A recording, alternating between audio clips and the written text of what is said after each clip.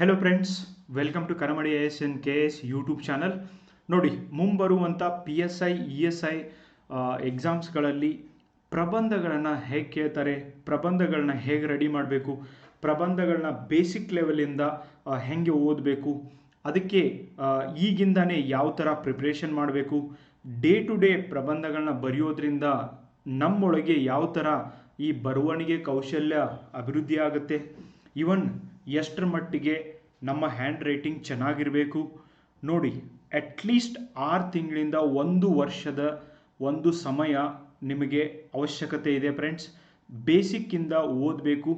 ಅದರೊಳಗೂ exercise PSI ಅಲ್ಲಿ ಏನೇನು ಬರ್ತವೆ ಅಂತ ನಾನು ಹೇಳಿದ್ದೀನಿ. The level of exam difficulty ತುಂಬಾ ಹೆಚ್ಚಿಗೆ ಆಗ್ತಾ ಇದೆ ದಿನದಿಂದ ದಿನಕ್ಕೆ. ಆಮೇಲೆ ಒಂದೇ ಟಾಪಿಕ್ ಮೇಲೆ ಪ್ರಬಂಧಗಳನ್ನು ಕೇಳ್ತಾ ಇಲ್ಲ. ಪೇಪರ್ 1 ಆಗಿರ್ಬೋದು, ಪೇಪರ್ 2 ಆಗಿರ್ಬೋದು, ಡೈನಮಿಕ್ಸ್ ಬದಲಾಗ್ತಿದ್ದಾವೆ.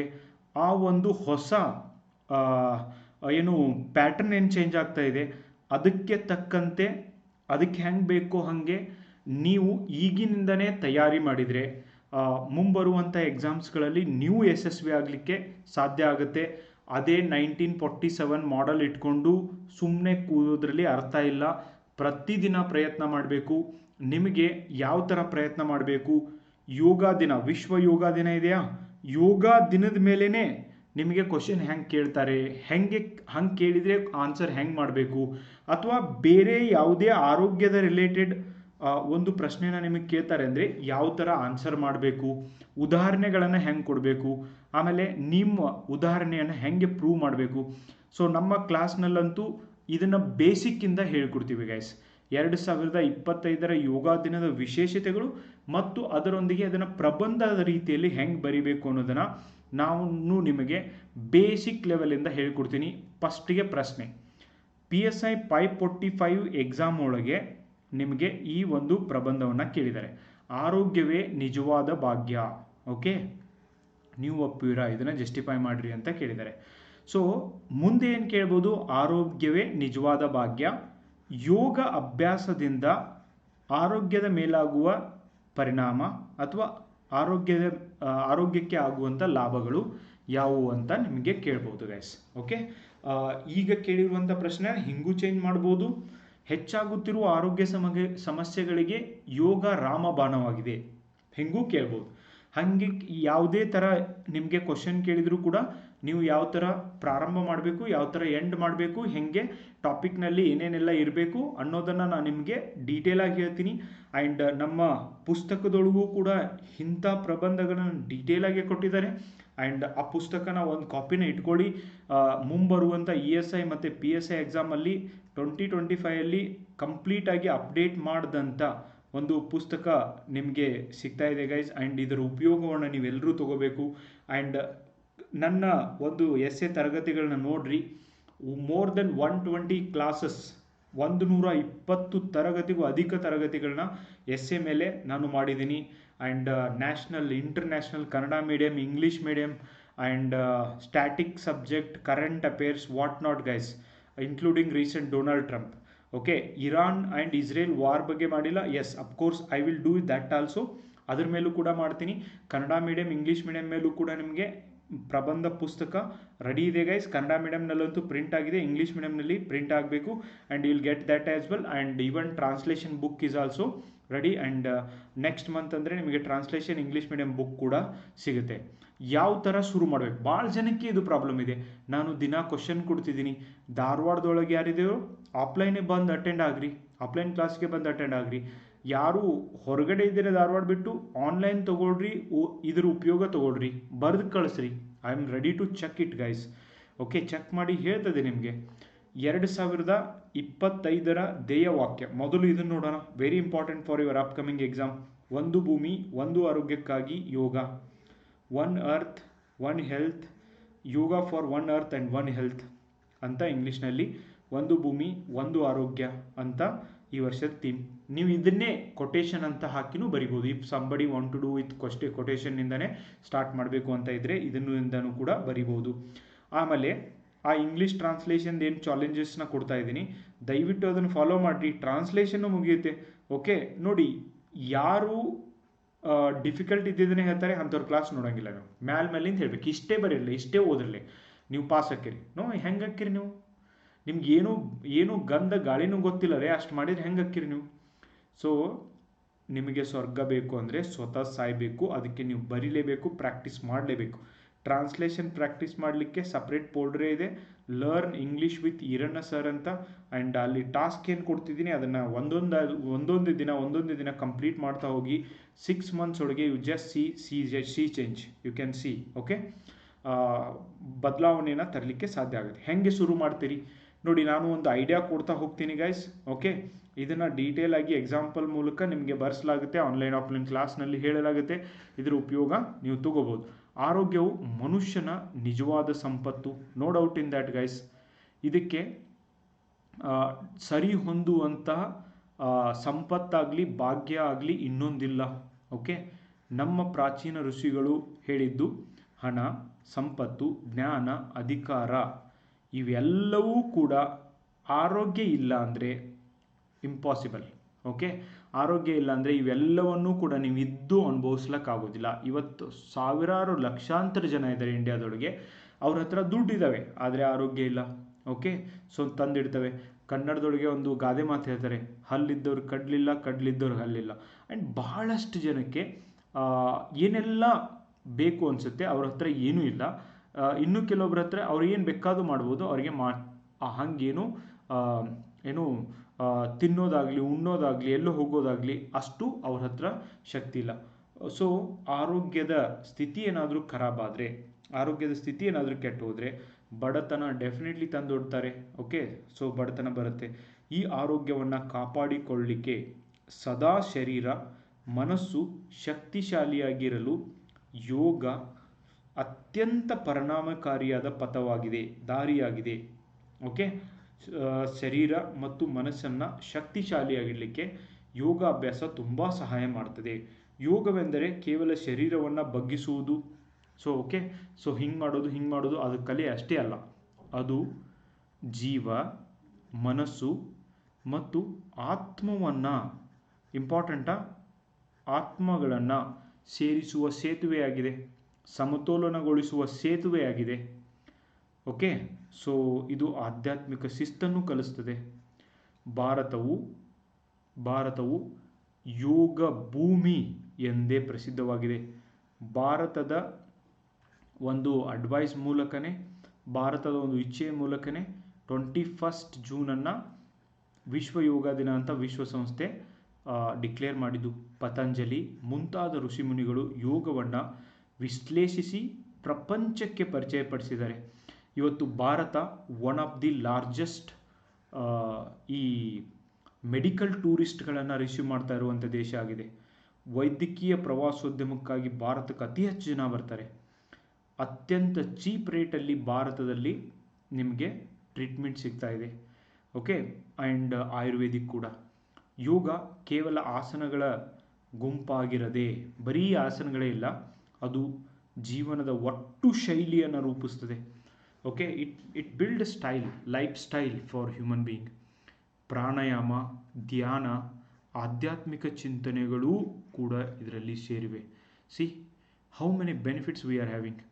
ಈ ಯೋಗದ ಆಸನವನ್ನು ಒಳಗೊಂಡಾಗ ನಮ್ಮ ಶರೀರದಲ್ಲಿ ರಕ್ತ ಸಂಚಾರದ ಸುಧಾರಣೆ ಆಗ್ತದೆ, ನಾಳ ದ್ರವ್ಯಗಳ ಚುರುಕುಗೊಳ್ತವೆ, ಅಂಗಾಂಗಗಳು ಸರಿಯಾಗಿ ಕಾರ್ಯನಿರ್ವಹಿಸ್ತವೆ. ಉದಾಹರಣೆಗೆ ಕೆಲವೊಂದು ಆಸನಗಳನ್ನು ಕೂಡ ನೀವು ಬರಿಬೇಕಾಗತ್ತೆ. ಉದಾಹರಣೆಗೆ ಹೇಳಬೇಕು ಅಂದರೆ ಸುಖಾಸನ, ಪದ್ಮಾಸನ, ಭುಜಂಗಾಸನ, ಶಲಭಾಸನ, ಶಿರಸಾಸನ, ತಡಾಸನ ಮತ್ತು ಯೋಗದ ಕೆಲವು ಪ್ರಮುಖ ಆಸನಗಳಾಗಿದ್ದಾವೆ. ಹಿಂಗೂ ಬರಿಬೋದಾ? ಈ ಆಸನಗಳಿಂದ ಏನೇನು ಉಪಯೋಗ ಆಗ್ತವೆ ಇದನ್ನು ಕೂಡ ಬರಿಬೇಕು ನೀವು. ಸುಖಾಸನ ಯೋಗದ ಮೂಲ ಆಸನವಾಗಿದೆ, ಇದು ಧ್ಯಾನಕ್ಕೂ ಕೂಡ ಸೂಕ್ತವಾಗಿದೆ. ಪದ್ಮಾಸನ ದೇಹವನ್ನು ನಿಶ್ಚಲವಾಗಿ ಇರಿಸುವುದರಲ್ಲಿ ಇದು ಸಹಾಯ ಮಾಡ್ತದೆ. ಭುಜಂಗಾಸನ, ಶಲಭಾಸನ ಆ್ಯಂಡ್ ತಡಾಸನ ದೇಹದ ಬೆಳವಣಿಗೆಗೆ ಸಹಾಯ ಆಗ್ತದೆ. ನೋಡ್ರಿ, ಸ್ಪೆಸಿಫಿಕ್ ಆಗಿ ನೀವು ಮೆನ್ಷನ್ ಮಾಡಬೇಕು ಇಂಥ ಪ್ರಬಂಧಗಳನ್ನು ಬರೆಯೋದಾದರೆ. ಇದು ಸ್ಟ್ಯಾಟಿಕ್ ಗೈಸ್, ಇದು ಕರೆಂಟ್ ಅಫೇರ್ಸ್ ಅಲ್ಲ, ಇದು ಸ್ಟ್ಯಾಟಿಕ್. ನೀವು ಒಂದು ಅರ್ಥ ಮಾಡಿಕೊಂಡು ಆಮೇಲೆ ನೆನಪಿಟ್ಕೊಂಡು ಬರೆಯುವಂಥ ಪ್ರಬಂಧ ಇದು. ಈ ಆಸನಗಳೆಲ್ಲ ನೆನಪಿಲ್ಲ ನಿಮಗೆ ಅಂದರೆ ಉದಾಹರಣೆನ ಕೊಡಲೇಬೇಕು ಈ ಪ್ರಬಂಧದೊಳಗೆ. ಓಕೆ, ಕೆಲವೊಂದರಲ್ಲಿ ಕರೆಂಟ್ ಅಫೇರ್ಸ್ ರಿಲೇಟೆಡ್ ಇರುವಂಥದ್ದು ಎಸ್ಸೆಗಳಲ್ಲಿ ಡೈವರ್ಸಿಫಿಕೇಶನ್ ಮಾಡಿ ನೀವು ಬೇರೆ ಬೇರೆ ಸಾಮಾಜಿಕ ಆರ್ಥಿಕ ಎಲ್ಲ ಬರಿಬೇಕಾಗುತ್ತೆ. ಇಲ್ಲಿ ಹೆಲ್ತ್ ಮೇಲೇ ಸ್ಟ್ರಿಕ್ಟ್ ಆಗಿರಬೇಕಾಗುತ್ತೆ. ಹೆಂಗೆ ಬರಿಬೇಕು? ದೇಹದ ಬೆಳವಣಿಗೆಗೆ ಸಹಾಯ ಮಾಡ್ತದೆ. ಶೀರ್ಷಾಸನ ಮೆದುಳಿಗೆ ರಕ್ತ ಸಂಚಾರವನ್ನು ಉತ್ತಮಗೊಳಿಸ್ತದೆ. ಗೈಸ್, ಕೆಲವೊಂದಿಷ್ಟು ಮತ್ತೆ ನಿಮ್ಗೆ ಯಾವ ಗೊತ್ತದ ಸೂರ್ಯ ನಮಸ್ಕಾರದಿಂದ ಏನು ಉಪಯೋಗ ಆಗ್ತೈತೆ ಮುಂದೆ ಬರ್ತಾವೆ ನಿಮಗೆ. ಓಕೆ, ಇಂತಹ ಆಸನಗಳು ದೈನಂದಿನ ಜೀವನದ ಒತ್ತಡ ನಿವಾರಣೆ ಮಾಡುತ್ತವೆ. ಇವತ್ತು ಮಾಡರ್ನ್ ಜಗತ್ತಿನೊಳಗೆ ಒಂದು ದೊಡ್ಡ ಸಮಸ್ಯೆಯಿಂದ ಜನ ಬಳಲ್ತಾ ಇರೋದೇನು ಅಂದರೆ ಒತ್ತಡ ನಿವಾರಣೆ. ಸಕಾರಾತ್ಮಕ ಶಕ್ತಿಯನ್ನು ನಮ್ಮಲ್ಲಿ ತುಂಬುತ್ತವೆ. ಓಕೆ, ಪಾಸಿಟಿವ್ ಎನರ್ಜಿನ ತರ್ತವೆ. Everywhere it is negativity guys ಇವತ್ತಿನ ಜಗತ್ತಿನಲ್ಲಿ. ಓಕೆ, ಸೊ ಅಂಥದ್ರೊಳಗೆ yoga can bring us positivity. ಯೋಗವನ್ನು ಪ್ರತಿದಿನವೂ ಕೂಡ ಅನುಸರಿಸಿದರೆ ನಮ್ಮ ದೇಹ, ಮನಸ್ಸು, ಆತ್ಮ ಸಮಗ್ರ ಅಭಿವೃದ್ಧಿ ಹೊಂದಲು ಸಾಧ್ಯವಾಗ್ತದೆ. ಇಂದು ಜಾಗತಿಕ ಮಟ್ಟದಲ್ಲಿ ಜೂನ್ 21 ಅಂತಾರಾಷ್ಟ್ರೀಯ ಯೋಗ ದಿನಾಚರಣೆಯಾಗಿ ಆಚರಿಸಲಾಗ್ತದೆ. ಈ ಎಲ್ಲವುಗಳು ಕೂಡ ಯೋಗದ ಮಹತ್ವವನ್ನು ಎತ್ತಿ ತೋರಿಸ್ತವೆ. ಇದರೆಲ್ಲದರಿಂದ ನಮಗೇನು ಗೊತ್ತಾಗುತ್ತೆ? ಯೋಗದ ಮಹತ್ವ ಗೊತ್ತಾಗ್ತದೆ. ಯೋಗವೆಂದರೆ ದೇಹ, ಮನಸ್ಸು ಮತ್ತು ಆತ್ಮದ ಸಮತೋಲನವನ್ನು ಸಾಧಿಸುವ ಒಂದು ದಾರಿಯಾಗಿದೆ. ಇಂಪಾರ್ಟೆಂಟ್ ಗೈಸ್, ಇಂಥವು ಲೈನ್ ಎಲ್ಲ ಬರಿಬೇಕು ನೀವು. ಓಕೆ, ಪತಂಜಲಿ ಮುಂತಾದ ಋಷಿ ಮುನಿಗಳು ಯೋಗವನ್ನು ಜೀವನ ಶೈಲಿಯ ಶ್ರೇಷ್ಠ ಮಾರ್ಗವೆಂದು ಪ್ರತಿಪಾದಿಸಿದ್ದಾರೆ. ಯೋಗ ಬರೀ ಯೋಗ ಅಲ್ಲ, ಜೀವನ ಶೈಲಿ ಆಗಬೇಕು ಅಂದಾಗ ಯೋಗಿಗಳು ಹೆಚ್ಚು ವರ್ಷ ಬದುಕ್ತಿದ್ರು ಕೂಡ ಸಂತೋಷದಿಂದ ಕೂಡ ಇರ್ತಿದ್ರು. ಆರೋಗ್ಯವೆಂದರೆ ಕೇವಲ ರೋಗರಹಿತ ಸ್ಥಿತಿ ಮಾತ್ರವಲ್ಲ. ಓಕೆ, ಅದು ದೇಹ ಮನಸ್ಸುಗಳ ಸದ್ಗತಿ ಅನ್ನು ಸೂಚಿಸ್ತವೆ. ಯೋಗದಲ್ಲಿ ಸುಖಾಸನ, ಪದ್ಮಾಸನ, ಶಿರಸಾಸನ, ಈ ಎಲ್ಲ ಆಸನಗಳು, ಭುಜಂಗಾಸನ, ಇವೆಲ್ಲವುಗಳು ಕೂಡ ನಮ್ಮ ಶರೀರದ ಒಂದೊಂದು ಭಾಗಗಳನ್ನು ಶುದ್ಧೀಕರಿಸಲಿಕ್ಕೆ ಇವು ಕೆಲಸ ಮಾಡ್ತವೆ. ಅನುಲೋಮ ವಿಲೋಮ, ಬಾಸ್ತಿಕ ಮತ್ತು ಶ್ವಾಸಕೋಶಗಳಿಗೆ ಶಕ್ತಿಯನ್ನು ತುಂಬುತ್ತವೆ. ಹೃದಯದ ಬಡಿತ ನಿಯಮಿತಗೊಳಿಸ್ತವೆ. ರಕ್ತದ ಒತ್ತಡ ಸರಿಪಡಿಸ್ತವೆ. ಯೋಗದಿಂದ ಒತ್ತಡ, ಆತಂಕ, ಖಿನ್ನತೆ ಇವು ದೂರವಾಗ್ತವೆ. ಇಷ್ಟು ಬೆನಿಫಿಟ್ ಇರುವಂತಹ ಒಂದು ಎಕ್ಸಸೈಸ್ ಆಗಿರ್ಬೋದು, ಒಂದು ಆ್ಯಕ್ಟಿವಿಟಿ ಆಗಿರ್ಬೋದು, ಯಾವುದಾದ್ರೂ ಇದೆಯಾ ಗೈಸ್? ಹೀಗೆ ನೀವು ಅದನ್ನೇ ಎಕ್ಸ್ಪ್ಲೇನ್ ಮಾಡಬೇಕು, ಪ್ಯಾರಾಗ್ರಾಫ್ ಮಾಡಿ ಬರೀಬೇಕು. ಓಕೆ, ಕನಮಡಿ ಪ್ರಬಂಧ ಪುಸ್ತಕ 50 ಪ್ರಬಂಧಗಳ ಪುಸ್ತಕ 3rd ಎಡಿಷನ್ ಅವೈಲಬಲ್ ಇದೆ. 2025 ಪೂರ್ತಿ ಡೇಟಾ ಹಾಕಿ ಅಪ್ಡೇಟ್ ಮಾಡಿದಂಥದ್ದು. ಮೈಂಡ್ ಮ್ಯಾಪ್ ಮೂಲಕ ಪ್ರಬಂಧಗಳನ್ನು ನೀಡಿರುವಂಥ ಒಂದು ಪುಸ್ತಕ ನಿಮಗೆ ದೊರೆಯಲಿದೆ. ಕನ್ನಡದಲ್ಲಿ ಮೊದಲ ಬಾರಿಗೆ ಈ ಮೈಂಡ್ ಮ್ಯಾಪ್ ಹಾಕಿ ಕೊಟ್ಟಿದ್ದು. ಪ್ರಚಲಿತ ಪ್ರಬಂಧಗಳನ್ನು ಅಳವಡಿಕೆ ಮಾಡಿದೆ. ವಿವಿಧ ವಿಧಾನಗಳ ಪ್ರಬಂಧಗಳನ್ನು ಇಲ್ಲಿ ಇನ್ಕ್ಲೂಡ್ ಮಾಡಿದೆ. ಈ ಥರ 50 ಒಳ ಮೀಸಲಾತಿ ಅಂದ್ರೇನು, ತ್ರಿಭಾಷಾ ನೀತಿ ಅಂದ್ರೇನು, ಡಿಜಿಟಲ್ ಅರೆಸ್ಟ್ ಅಂದ್ರೇನು, ಡಾಲರ್ ಎದುರು ರೂಪಾಯಿ ಯಾಕೆ ತನ್ನ ಮೌಲ್ಯವನ್ನು ಕಳೆದುಕೊಳ್ತಿದೆ, ಪ್ರಜಾಪ್ರಭುತ್ವದಲ್ಲಿ ಸಾಮಾಜಿಕ ಮಾಧ್ಯಮಗಳ ಪಾತ್ರ, ವಾಟ್ ನಾಟ್ ಗೈಸ್. 50 ಪ್ರಬಂಧಗಳು ಪ್ರಚಲಿತ, ನೈತಿಕ, ವಿವಿಧ ಒಂದು ರೀತಿಯ ಆಯಾಮದಲ್ಲಿ ಈ ಪ್ರಬಂಧಗಳನ್ನ ನೀಡಲಾಗಿದೆ. ಆ್ಯಂಡ್ ಕಂಪ್ಲೀಟ್ಲಿ ಅಪ್ಡೇಟೆಡ್ ಇದೆ. ಅದರ ಜೊತೆಗೆ ಟ್ರಾನ್ಸ್ಲೇಷನ್ ಮತ್ತು ಪ್ರಿಸೈಸ್ ರೈಟಿಂಗ್ ಬುಕ್ ಕೂಡ ನಿಮಗೆ ಮುಂದಿನ ಮಂತ್ ಅಂದರೆ ಜುಲೈ ಎಂಡ್ ತನಕ ನಿಮಗೆ ಸಿಗುತ್ತೆ. ಆ್ಯಂಡ್ ಮುಂಬರುವಂಥ PSI ಮತ್ತು ESI ಪರೀಕ್ಷೆಗೆ ಇಂದಿನಿಂದಲೇ ನಿಮ್ಮ ತಯಾರಿ ಮಾಡಲಿ. 6 ತಿಂಗಳಿಂದ 1 ವರ್ಷ ಆದರೂ ನಿಮಗೆ ಮಿನಿಮಮ್ ಸಮಯ ಬೇಕು ಗೈಸ್. ಯಾರೂ ಕೂಡ ದಯವಿಟ್ಟು ನಾನು ಅಷ್ಟು ಓದಿದ್ದೀನಿ, ನಾನು ಇಷ್ಟು ಮಾಡಿದ್ದೀನಿ, ಅದನ್ನು ಮಾಡಿದ್ದೀನಿ, ಇದನ್ನು ಮಾಡಿದ್ದೀನಿ, ನಾನು ಕೋಚಿಂಗ್ ತೊಗೊಂಡಿದ್ದೀನಿ ಅಂಥೇಳಿ ಟೈಮ್ ವೇಸ್ಟ್ ಮಾಡಬೇಡ್ರಿ. ಪ್ರತಿದಿನ ಪ್ರಾಕ್ಟೀಸ್ ಮಾಡಿರಿ. ನಿಮಗೆ ಇಂಗ್ಲೀಷ್ ಬರೋದಿಲ್ಲ, ನನಗೆ ಗೊತ್ತಿದೆ. ಇಂಗ್ಲೀಷ್ ಬರೋದಿಲ್ಲ ಅಂತ ಗೊತ್ತಿದ್ದು ಪ್ರಾಕ್ಟೀಸ್ ಮಾಡೋದಿಲ್ಲ. ನೀವು ಕ್ರೈಮ್ ಕಮಿಟ್ ಮಾಡ್ತಾ ಇದ್ದೀರಾ. ಯಾರು ಇಷ್ಟೆಲ್ಲ ಅಪಾರ್ಚುನಿಟಿ ಇದ್ದು ನಾನು ಹೇಳ್ತಿದ್ದೀನಲ್ಲೋ, ಪ್ರತಿದಿನ ಬೆಳಗ್ಗೆ ಒಂದು ವಿಡಿಯೋ ಅಪ್ಲೋಡ್ ಮಾಡೋದು ಅಷ್ಟು ಈಸಿ ಅಲ್ಲ ಗೈಸ್. ನಿಮ್ಗೊಂದು ಏನೋ ಟಾಸ್ಕ್ ಕೊಡಬೇಕು ಅಂದರೆ ನಾನು ಅದ್ರ ಬಗ್ಗೆ ಎಷ್ಟು ವಿಚಾರ ಮಾಡಬೇಕು ಗೊತ್ತು. ಆ್ಯಂಡ್ ಕೆಲವೊಂದಿಷ್ಟು ಜನ ಅದ್ರ ಉಪಯೋಗ ತೊಗೋತಿದ್ದಾರೆ. 1 ದಿನ 2 ದಿನ ಮಾಡ್ತೀರಿ, 3ನೇ ದಿನ ಟುಸ್. ನಿಮ್ಗೆ ಯಾಕೆ ಗೌರ್ಮೆಂಟ್ ಜಾಬ್ ಬೇಕು? ನಾಳೆ ನೀವು ಗೌರ್ಮೆಂಟ್ ಜಾಬ್ ಹುಡುಗ ಹೋದಾಗೂ ಇದನ್ನೇ ಮಾಡ್ತೀರಿ. ದಯವಿಟ್ಟು ಆ ಥರ ಮಾಡೋಕ್ಕೆ ಹೋಗಬೇಡ್ರಿ. ಪ್ರತಿದಿನ ಕನ್ಸಿಸ್ಟೆನ್ಸಿ ಅನ್ನೋದು ವೆರಿ ವೆರಿ ಇಂಪಾರ್ಟೆಂಟ್. ನಿಮ್ಮ 6 ತಿಂಗಳಿಂದ 1 ವರ್ಷದ ಸಮಯದ ಅವಶ್ಯಕತೆ ಇದೆ. ಅಷ್ಟು ಸಮಯ ಹಿಡಿತದ. ಸರ್ಕಾರಿ ಜಾಬ್ ಸುಮ್ಮನೆ ಸಿಗುವುದಿಲ್ಲ. ಸರ್ ಮತ್ತು ಯೂಟ್ಯೂಬ್ನಾಗ ಒಬ್ರು ಹಿಂಗೆ ಹೇಳಿದ್ರಲ್ರಿ, ಯೂಟ್ಯೂಬ್ನಾಗ ಹೇಳಿದವರು ಅವರು ನಿಜ ಹೇಳಿಲ್ಲ, ನೀವು ನಿಮ್ಗೆ ಗೊತ್ತಿಲ್ಲ, ಅವರು 4-5 ವರ್ಷ ಸತ್ತು ಬದುಕಿ ಜಾಬ್ ಹಿಡಿದಿರ್ತಾರೆ. ಆದರೆ ಇಲ್ಲಿ ಅದನ್ನು ಹೇಳಿದರೆ ನೀವು ಅವರಿಗೆ ಗ್ರೇಟ್ ಅನ್ನೋದಿಲ್ಲ. ಓಕೆ, ಆಮೇಲೆ ಇದ್ರ ಮೇಲೆ ಯಾರಿಗೆ ನಾಲೆಜ್ ಇದೆ, ಓಕೆ, ಸೊ ಅಂಥವ್ರನ್ನ ನೀವು ಕ್ಲಾಸಸ್ಗಳನ್ನು ಕೂಡ ನೋಡಿದರೆ ನಿಮಗೆ ಗೊತ್ತಾಗುತ್ತೆ ಗೈಸ್ ಎಷ್ಟು ಕಷ್ಟ ಇದೆ. ಕಾಂಪಿಟೇಟಿವ್ ಎಕ್ಸಾಮಲ್ಲಿ ಎಷ್ಟು ಒಂದು ಕಾಂಪಿಟೇಷನ್ ಇದೆ. ಇಂಥದ್ರಲ್ಲಿ ನಾನು ಪಾಸ್ ಆಗಬೇಕಂದ್ರೆ ಎವ್ರಿ ಡೇ ನಿಮ್ಮ ಒಂದು ಪ್ರಯತ್ನದ ಅವಶ್ಯಕತೆ ಇದೆ. ಓಕೆ, ಸೊ ಯಾರಿಗೆ ಪುಸ್ತಕ ಬೇಕೋ ಇಲ್ಲಿನ ನಂಬರ್ ಇದೆ. ಈ ಒಂದು ನಂಬರ್ಗೆ ನಿಮ್ಮ ಪೂರ್ತಿ ಅಡ್ರೆಸ್ಸನ್ನು ಕಳಿಸ್ಕೊಟ್ರೆ ಮನೆ ಬಾಗಿಲಿಗೆ ಪೋಸ್ಟ್ ಮುಖಾಂತರ ಕೂಡ ಪುಸ್ತಕವನ್ನು ತಲುಪಿಸ್ತೀವಿ. ಸೊ ಇದನ್ನು ನೆನಪಿಟ್ಕೊಡ್ರಿ. 1ನೇ ಪಾಯಿಂಟ್, ಓಕೆ, ಪಾಯಿಂಟ್ ಮಾಡಿ ಬರಿಬೇಕು. ಹಿಂಗೆ ಪಾಯಿಂಟ್ ಹಾಕಬೇಕು. ನಂಬರ್ 1 ಅಂತ ಕೆಳಗಡೆ ಎಕ್ಸ್ಪ್ಲೇನ್ ಮಾಡಬೇಕು. ಶಾರೀರಿಕ ಆರೋಗ್ಯದಲ್ಲಿ ಸುಧಾರಣೆ ಆಗ್ತವೆ. ಯೋಗದಿಂದ ಏನೇನು ಆರೋಗ್ಯದಲ್ಲಿ ಸುಧಾರಣೆ ಆಗ್ತವೆ ಅಂತ ನೀವು ಬರಿಬೇಕು.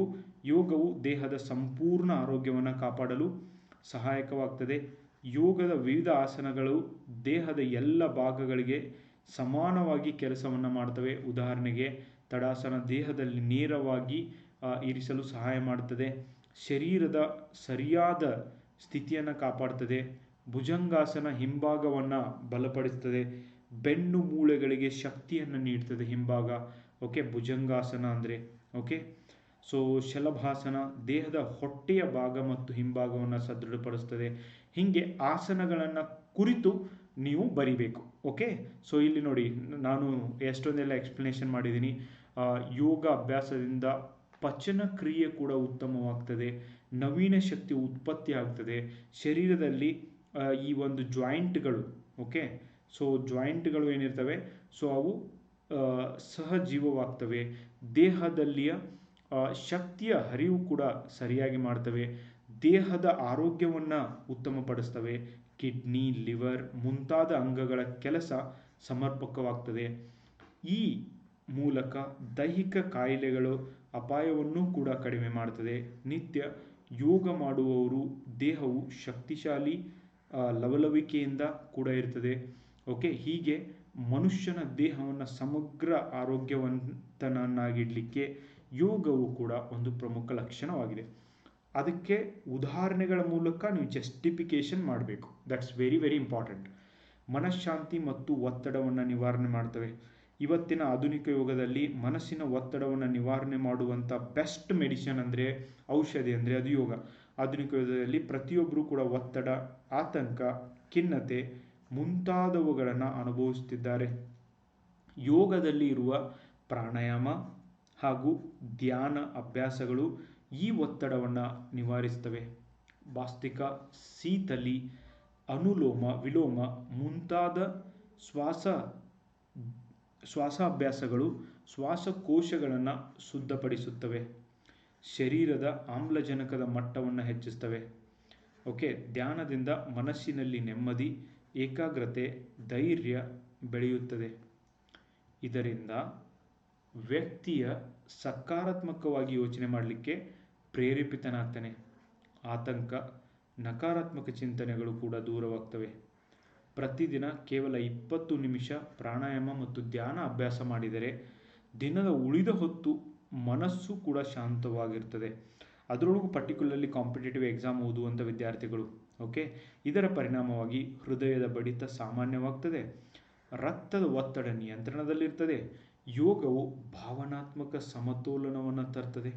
Okay, so very very important guys. ಭಾವನಾತ್ಮಕ ಸಮತೋಲನ ತರ್ತದೆ ಮತ್ತು ವ್ಯಕ್ತಿಯ ಜೀವನವನ್ನು ಸಂತುಷ್ಟಿಯಿಂದ ನಡೆಸಲಿಕ್ಕೆ ಸಹಾಯ ಆಗ್ತದೆ. ಫುಲ್ ಸ್ಟಾಪ್, ಕಾಮ, ಎವ್ರಿಥಿಂಗ್ ಮ್ಯಾಟರ್. ಶ್ವಾಸಕೋಶಗಳ ಸಾಮರ್ಥ್ಯವನ್ನು ವರ್ಧನೆ ಮಾಡ್ತದೆ, ಮೀನ್ಸ್ ಇನ್ಕ್ರೀಸ್ ಮಾಡ್ತದೆ, ಹೆಚ್ಚಿಗೆ ಮಾಡ್ತದೆ. ಯೋಗದ ಪ್ರಾಣಾಯಾಮ ಕ್ರಿಯೆಗಳು ಶ್ವಾಸಕೋಶಗಳ ಸಾಮರ್ಥ್ಯವನ್ನು ಹೆಚ್ಚಿಸ್ತವೆ. ನಾವು ಸಾಮಾನ್ಯವಾಗಿ ಶ್ವಾಸಕೋಶದ ಶಕ್ತಿ ಕಡಿಮೆ ಪ್ರಮಾಣವನ್ನು ಮಾತ್ರ ಬಳಸುತ್ತೇವೆ. ಆದರೆ ಪ್ರಾಣಾಯಾಮ ಅಭ್ಯಾಸದಿಂದ ಈ ಶಕ್ತಿಯನ್ನು ಪೂರ್ಣವಾಗಿ ಉಪಯೋಗಿಸಬಹುದು. ಬಾಸ್ತಿಕ, ಶೀತಲಿ, ಶೀತಕಾರಿ, ಕಪಾಲ್ಭಾತಿ ಇದು ತುಂಬ ಫೇಮಸ್ ಆಗಿದೆ ನೋಡಿ. ಮುಂತಾದ ಶ್ವಾಸಾಭ್ಯಾಸಗಳು ಶ್ವಾಸಕೋಶವನ್ನು ಶುದ್ಧಪಡಿಸ್ತವೆ, ಶ್ವಾಸಕೋಶಗಳ ಶಕ್ತಿಯನ್ನು ಹೆಚ್ಚಿಸ್ತವೆ, ಶ್ವಾಸಕೋಶಗಳ ಮೂಲಕ ದೇಹದ ಪ್ರತಿಯೊಂದು ಕೊನೆಯ ಭಾಗಕ್ಕೂ ಕೂಡ ಆಮ್ಲಜನಕವು ಸರಿಯಾಗಿ ತಲುಪಲಿಕ್ಕೆ ಸಹಾಯ ಮಾಡ್ತವೆ. ಇದು ದೇಹದ ವ್ಯವಸ್ಥೆಗೆ ತುಂಬ ಸಹಾಯ ಮಾಡ್ತದೆ. ಅಸ್ತಮಾ, ಬ್ರಾಂಕೈಟಿಸ್ ಮುಂತಾದ ಕಾಯಿಲೆಗಳ ತಡೆಗೂ ಕೂಡ ಸಹಕಾರಿಯಾಗ್ತದೆ. ನಿಯಮಿತವಾಗಿ ಪ್ರಾಣಾಯಾಮ ಮಾಡಿದರೆ ಶ್ವಾಸಕೋಶಗಳ ಸಾಮರ್ಥ್ಯ ಹೆಚ್ಚಾಗಿ ಉಸಿರಾಟ ಸುಲಭವಾಗ್ತದೆ. ಉಸಿರಾಟ ವ್ಯವಸ್ಥೆ ಚುರುಕಾಗಿ ದೇಹ ಉತ್ಸಾಹದಿಂದ ತುಂಬಿರ್ತದೆ. So that is very very important. ಹೃದಯ ಆರೋಗ್ಯ. ಇನ್ನು ಹೃದಯದ ಆರೋಗ್ಯ ಹೆಂಗೆ ಸಹಾಯ ಮಾಡ್ತದೆ ಅನ್ನೋದನ್ನು ನೋಡೋದಾದರೆ, ಯೋಗವು ಹೃದಯವನ್ನು ಶಕ್ತಿಶಾಲಿಯಾಗಿಸಲು ಸಹಾಯಕಾರಿಯಾಗಿದೆ. ಯೋಗದ ಆಸನಗಳು, ವಿಶೇಷವಾಗಿ ಶಿರಶಾಸನ, ಇದು ಬೇಕಾ, ಇವಕ್ಕನ್ನ ಬರಿಬೇಕು. ತಡಾಸನ, ಪರ್ವತಾಸನ ಮುಂತಾದವು ಹೃದಯಕ್ಕೆ ಹೆಚ್ಚಿನ ಶಕ್ತಿಯನ್ನು ಒದಗಿಸ್ತವೆ. ನೋಡಿ, ಇವತ್ತು 21st ಸೆಂಚುರಿಯಲ್ಲಿ ಅತಿ ಹೆಚ್ಚು ಜನಕ್ಕೆ ಹಾರ್ಟ್ ಅಟ್ಯಾಕ್ ಆಗಿ ಜೀವ ಕಳ್ಕೊತಾ ಇರೋದನ್ನು ನಾವು ಕಾಣ್ತೀವಿ. ಯೋಗ, ಪ್ರಾಣಾಯಾಮ ಈ ಕ್ರಿಯೆಯಿಂದ ಹೃದಯದ ಬಡಿತವನ್ನು ಕೂಡ ನಿಯಂತ್ರಣದಲ್ಲಿಡಲಿಕ್ಕೆ ಸಹಾಯ ಆಗ್ತದೆ. ರಕ್ತ ಸಂಚಾರ ವ್ಯವಸ್ಥೆ ಸುಧಾರಣೆಗೊಳ್ಳುತ್ತದೆ. Blood pressure ನಿಯಂತ್ರಣವಾಗ್ತದೆ. ಹೃದಯ ಸಂಬಂಧಿತ ಕಾಯಿಲೆಗಳ ಅಪಾಯ ಕೂಡ ಕಡಿಮೆಯಾಗ್ತದೆ. ಹೃದಯಕ್ಕೆ ಸಂಬಂಧಿಸಿದ ಮೆದುಳಿನ ಕಾಯಿಲೆಗಳ ಅಪಾಯವೂ ಕೂಡ ಕಡಿಮೆ ಆಗ್ತದೆ. ಯೋಗದಿಂದ ಹೃದಯದ ಆರೋಗ್ಯ ಮಾತ್ರವಲ್ಲದೆ ಮೆದುಳು, ನಾಳದ್ರವ್ಯಗಳ ಆರೋಗ್ಯವು ಉತ್ತಮಗೊಳ್ಳುತ್ತದೆ. ಶರೀರದ ಎಲ್ಲ ಭಾಗಗಳಿಗೆ ಶುದ್ಧ ರಕ್ತ ಸರಿಯಾಗಿ ಹರಿಯುವಂತೆ ಮಾಡುವುದು ಯೋಗದ ಮಹತ್ವಪೂರ್ಣ ಫಲವಾಗಿದೆ. ನೆಕ್ಸ್ಟ್, ಪಚನ ಕ್ರಿಯೆಯಲ್ಲಿ ಸುಧಾರಣೆ. 60% Indians today they are facing constipation problem, digestion issues, and definitely yoga can bring solution for these all health issues. ಪಚನ ಕ್ರಿಯೆಯನ್ನು ಸುಧಾರಿಸುವಲ್ಲಿ ಮಹತ್ವದ ಪಾತ್ರ ವಹಿಸುತ್ತದೆ. ವಜ್ರಾಸನ, ಪಶ್ಚಿಮೋತ್ತಾಸನ, ಪವನ ಮುಕ್ತಾಸನ ಮುಂತಾದ ಆಸನಗಳು ಈ ಪಚನ ಕ್ರಿಯೆಗೆ ಸಹಕಾರಿಯಾಗ್ತವೆ. ಆಹಾರ ಸರಿಯಾಗಿ ಜೀರ್ಣವಾಗಲು ಕೂಡ ಸಹಾಯ ಮಾಡ್ತವೆ. ನಿತ್ಯವೂ ಆಹಾರದ ನಂತರ ವಜ್ರಾಸನ 10 ನಿಮಿಷ ಮಾಡಿದರೆ ಪಚನ ಕ್ರಿಯೆ, ಈವನ್ ಅಜೀರ್ಣ, ಗ್ಯಾಸ್ಟ್ರಿಕ್, ಇಂತಹ ಸಮಸ್ಯೆಗಳನ್ನು ಕೂಡ ದೂರ ಮಾಡ್ತವೆ. ಯೋಗವು ಪಚನನಾಳದ ಚಲನೆ ಚುರುಕು ಮಾಡ್ತವೆ. ಪಚನ ಕ್ರಿಯೆಯಲ್ಲಿ ಸುಧಾರಣೆ ಒಂದಿಗೆ ದೇಹದಲ್ಲಿ ಶಕ್ತಿಯ ಉತ್ಪತ್ತಿ ಕೂಡ ಹೆಚ್ಚಾಗ್ತದೆ. This is how you have to write. ವ್ಯಕ್ತಿತ್ವದ ಅಭಿವೃದ್ಧಿ. ಹೋಲಿಸ್ಟಿಕ್ ಆಗಿ ವ್ಯಕ್ತಿತ್ವ ಅಭಿವೃದ್ಧಿ. ಯೋಗವು ವ್ಯಕ್ತಿತ್ವವನ್ನು ಸಂಪೂರ್ಣವಾಗಿ ರೂಪುಗೊಳಿಸಲು ಸಹಾಯ ಮಾಡ್ತದೆ. ಯೋಗದಿಂದ ಶಿಸ್ತು, ಸಮಯ ಪಾಲನೆ, ಧೈರ್ಯ, ಶಾಂತಿ, ಸಹನಶೀಲತೆ ಇಂತಹ ಗುಣಗಳು ವ್ಯಕ್ತಿ ಹೊಂದಿಕೊಳ್ಳಲು ನೆರವಾಗ್ತವೆ. ಪ್ರತಿದಿನ ಯೋಗ ಮಾಡುವವರು ಶಾಂತ ಮನಸ್ಸಿನಿಂದ ನಡೆದುಕೊಳ್ಳುತ್ತಾರೆ. ಆತ್ಮವಿಶ್ವಾಸ ಹೆಚ್ಚು ಬೆಳೆಯುತ್ತದೆ. ಸಕಾರಾತ್ಮಕ ಚಿಂತನೆ ಶಕ್ತಿ ಹೆಚ್ಚುತ್ತದೆ.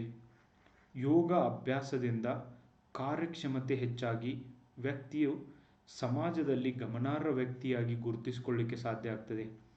ತನ್ನ ಕ್ರೋಧವನ್ನು ನಿಯಂತ್ರಿಸಿಕೊಳ್ಳಲು ಕೂಡ ಕಲಿಯುತ್ತಾನೆ. ಆತ್ಮೀಯತೆ ಹಾಗೂ ದಯಾಗುಣ ಹೆಚ್ಚಾಗ್ತದೆ.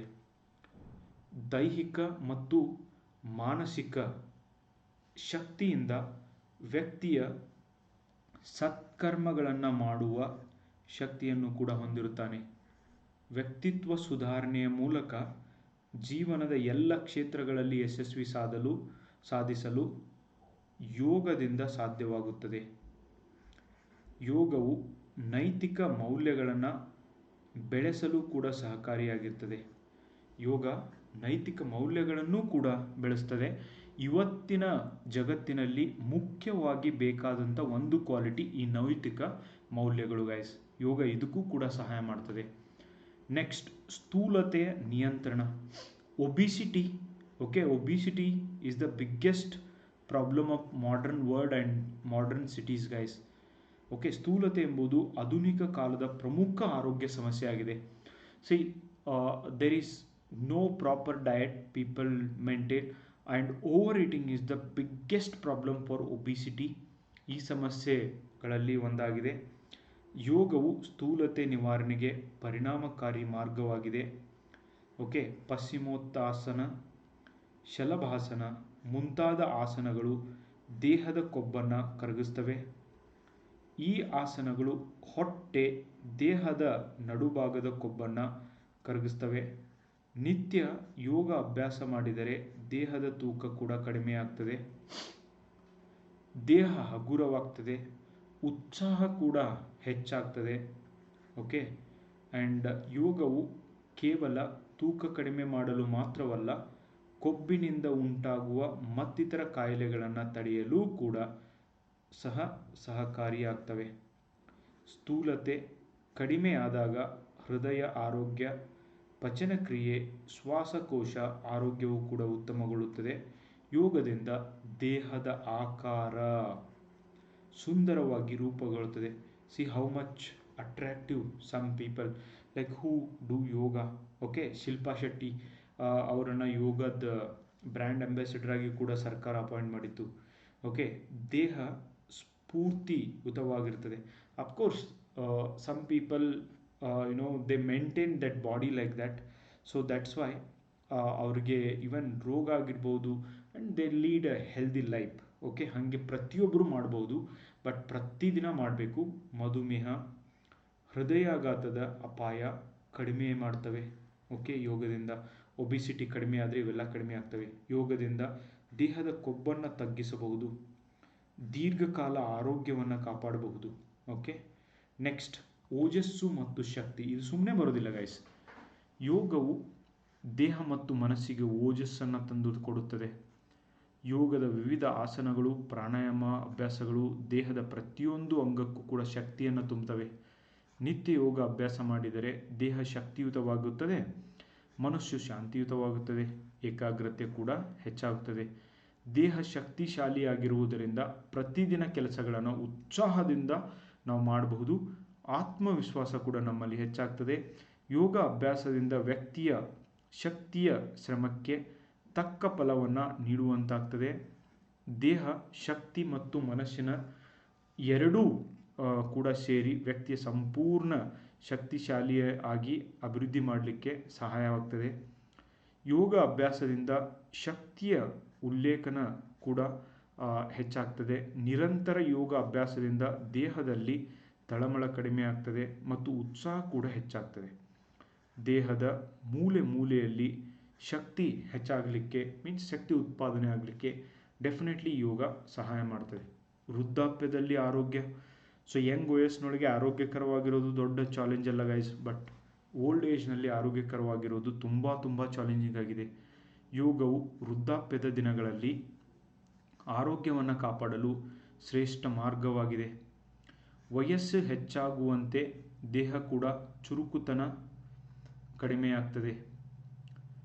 ಯೋಗದ ನಿತ್ಯ ಅಭ್ಯಾಸದಿಂದ ಜಾಯಿಂಟ್ಗಳು ಲವಲವಿಕೆಯಿಂದ ಇರ್ತವೆ, ಹಿಂಭಾಗ ಬಲಿಷ್ಠವಾಗಿರುತ್ತದೆ.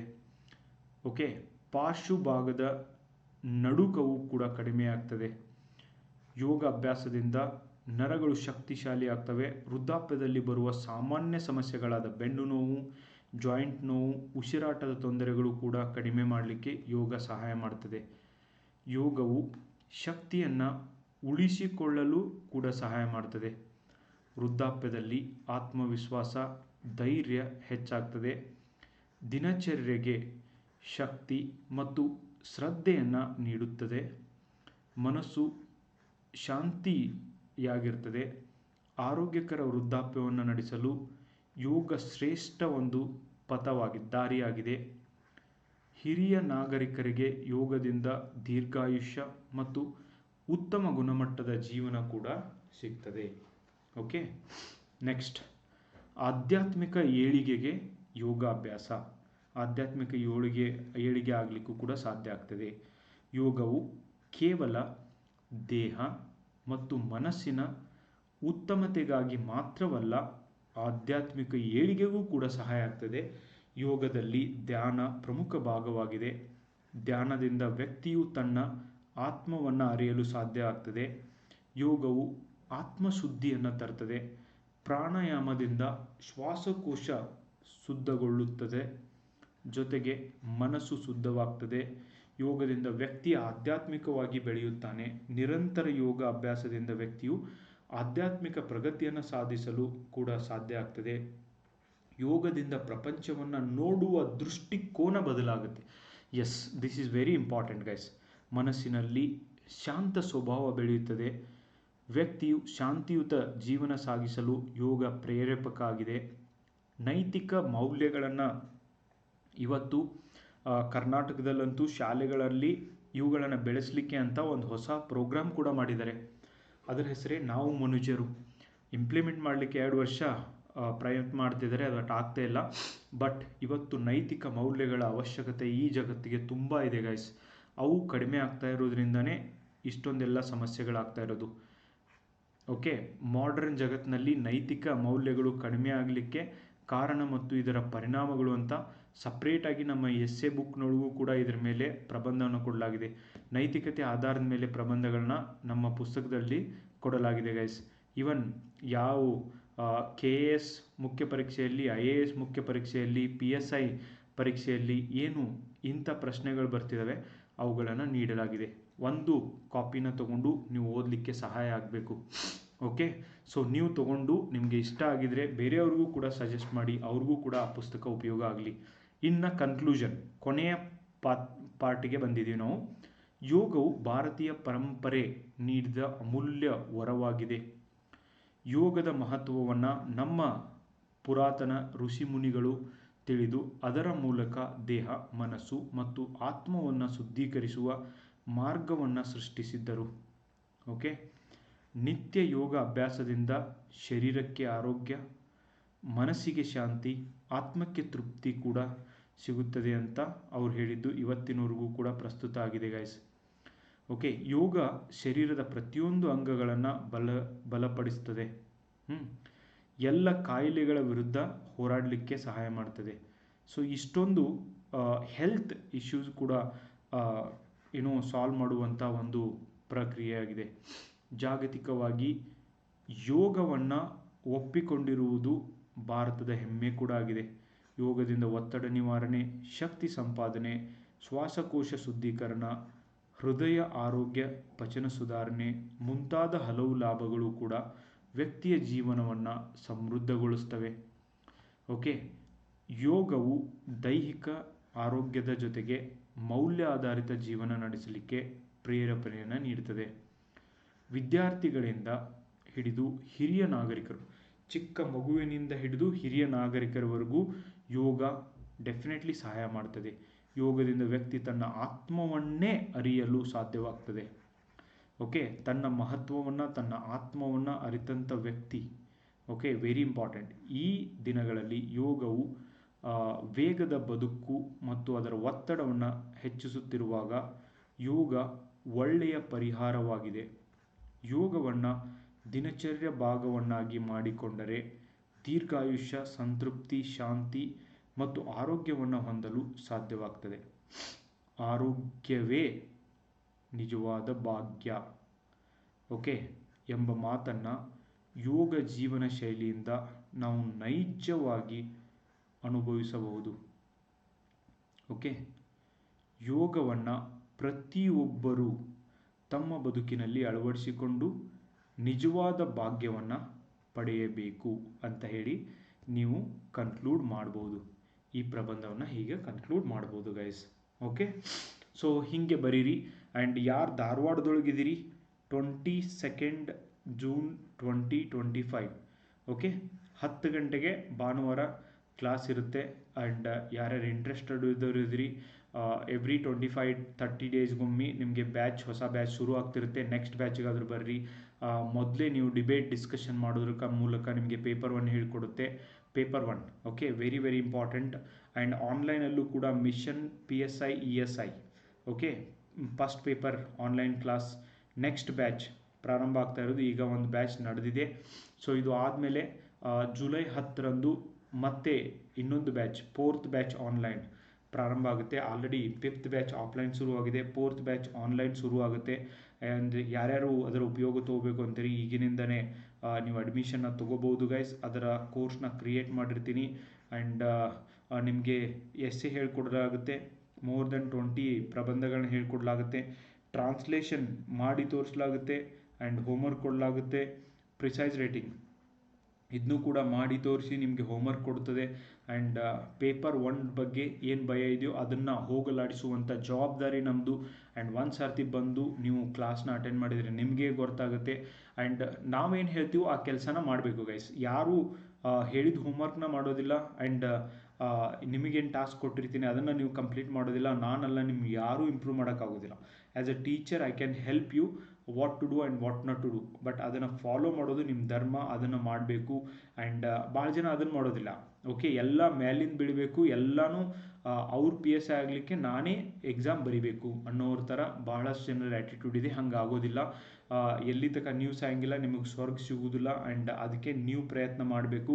ಸೋಷಿಯಲ್ ಮೀಡಿಯಾದೊಳಗೆ, ಈ ಯೂಟ್ಯೂಬ್ ಒಳಗೆ ಅನಾಪ್ಷನಾಪ್ಸ್ ಕಮೆಂಟ್ ಹಾಕೋದ್ರಿಂದ ಅಥವಾ ಏನೋ ಒಂದು ಕಮೆಂಟ್ ಹೊಡೆಯೋದ್ರಿಂದ ನೀವೇನಾದರೂ ದೊಡ್ಡ ಹೀರೋಗಳು ಅಂತ ತಿಳ್ಕೊಂಡಿದ್ರೆ ನಿಮ್ಮಂಥ ಮೂರ್ಖರು ಯಾರೂ ಇಲ್ಲ.